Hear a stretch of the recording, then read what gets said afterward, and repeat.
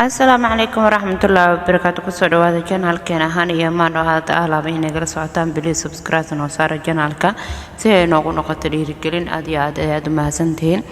qaybtii labaad ee sheekadani Axmed iyo Kaafiya waxa inoo mareysay Axmed oo guddoonsiiyay ama u dhiibay warqad Kaafiya iyo Kaafiya oo walaacsan qolkeedana ku jirta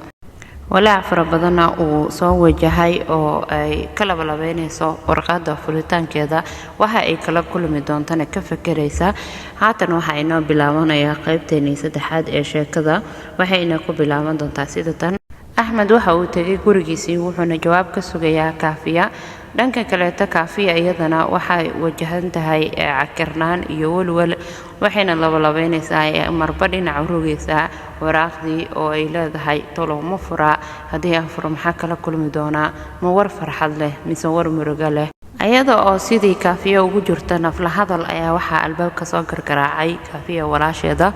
oo weydiisay inay casheynaysay iyo in kale Kaafiyana intay booday ayay barkinta hoosteeda ku qarisay waraaqdii ay rogrogaysay waxayna ugu jawaabtay iyada oo naxsan walaasheeda maya abaayo ma casheynayo madaxa ayaa xanuunayo waxaan rabaa inaan iska seexdo Kaafiya walaasheed waa ay shaqisay waayo Kaafiya waxay ahayd qof furfuran oo dabeecad wanaagsan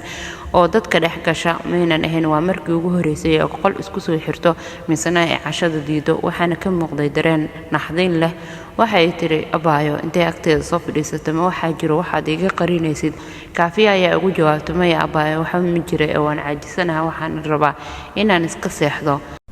hagaag haya abaayo haddii aadan waxba iga qarinaynin oo aad fiican tahay إيسا هاي تري وين كسر الأخذ إيذا الباب كوسي لابسة كافية يا بودي إسلام مركي صوب حساب بشقدي إيكو قرص بركنتو هوست هذا وحقيرو ركتبه مركي دم بوحيجو أنكو جرتي إني فرتو بشقدة بلنا إيه عرفتو وح كجرا بشقدة لحد هذا وقدام بنتي قانا إيه قاعدة كافية وحين فرتي بشقدي وحقي تري وحي وجهري عنده قبتين وحي هاد ورقد سياد أهلو صحر لي آدنا وقرح بدن waxyaabaha ku qorana ay kamid ahaayeen qalbi ama wadno oo falaar ka dhex baxayso indha ay ilin ka daadanayso iyo waliba dhiig iyo waxyaabo fara badan oo aad u qurux badan fiyoore iyo wax la mid ah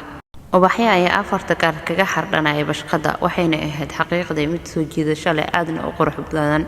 inta aanan u gudbin inaan akhriyo erayada ku qoran bashqada waxa aan dareemay farxad aad u fara badan waxaanan dareemay farxad aanan waligay dareemin qalbiga ayaan ii qaboobay waxaanan dareemay inay tahay fariin jacayl oo iga socota Axmed inkastoo aanan arkin wali erayada ku qoran bashqada waxaan indhaha la raacay sawiradii ku xardhanay bashqada oo ahay kuwa aad u qurux badan qalbi wax jecelna soo jiidanaya wuxuuna ahaa dareen aad u qurux badan markii dambena waxaan go'aansaday oo aan u degdegay ina soo jiidanaya bal inaan ogaado erayada ku qoran bashqada ee uu ii soo qoray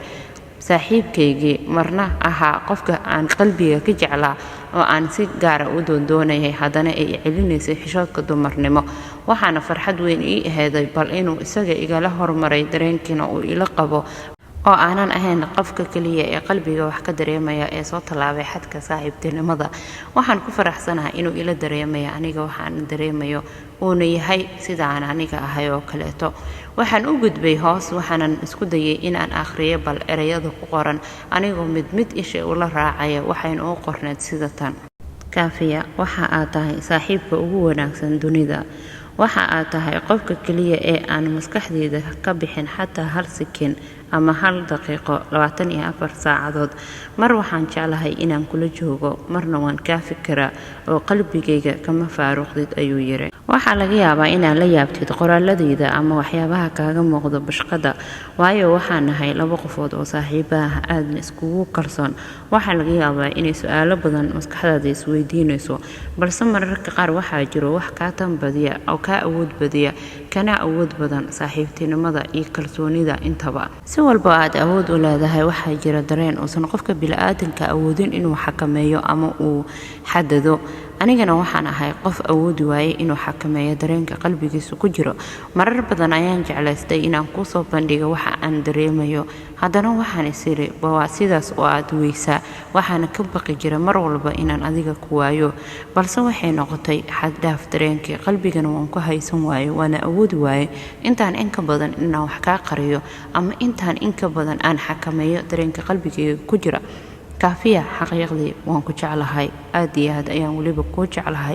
weliba waxaan ku jeclahay jacayl xad dhaaf ah midkaas oo aanan awoodin inaan si kaliya ku moogaado adiga daqiiqad walbana qalbigayga ayaa ku soo laalaabata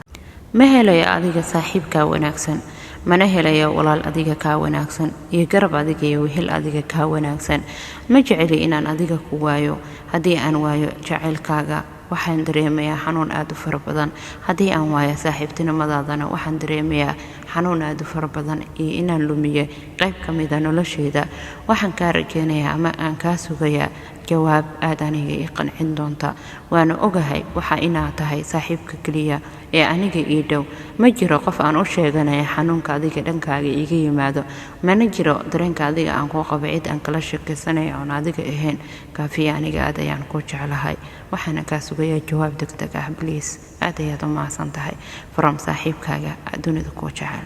sheekadu waxay ahayd laba barida kala warla ayay tiri kaafiya aniga waxaan dareemayaa wuxuu asiga dareemayo mid wax ka badan waxaana dareemayay muddo dheer waxa laga yaabaa inaan aniga kaga horeeyo dareenka balse xashoodka damarlimo ayaa dib ii dhigay halkaas ayaanu kusoo gabagabeynaynaa qaybkii saddexaad ee sheekadeena Ahmed iyo Kaafiya la socod wanaagsan qaybta afraad ee sheekadeena dhawaan aad ayaad u mahadsantihiin subscribe noo saara channelkeena haddii aad ka mid noqo asxaabteena haddaadan hore uga mid ahayn lana wadaag asxaabtaada iyo familkaaga aad iyo aad ayaad u mahadsantihiin